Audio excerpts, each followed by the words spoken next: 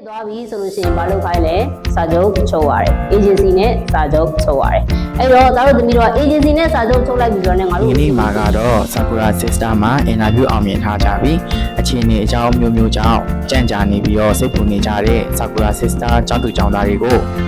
Sakura Sister ရဲ့ founder စန်စင်းနန္ဒာကိုယ်တိုင် interview အောင်ပြီးတော့ဂျပန်မထွက်ရခင်အထိလုပ်ငန်းစဉ်များနဲ့လက်ရှိအခြေအနေများကိုinterview အောင်မြင်ပြီးဂျပန်ထွက်ဖို့စောင့်နေကြတဲ့ Sakura Sister ကျောင်းသားကျောင်းသူတွေကိုလူတွေ့ကိုယ်တိုင် workshop တွေတစ်ခုပြုလုပ်ခဲ့ပါတယ်ခင်ဗျာ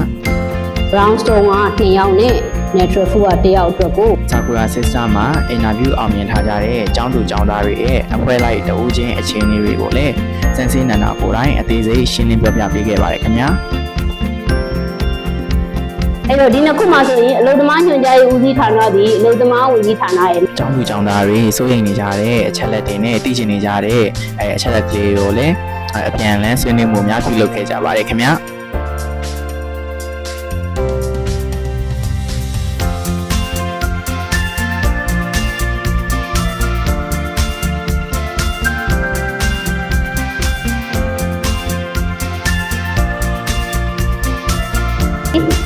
စီယိုကြီးကြတာနဲ့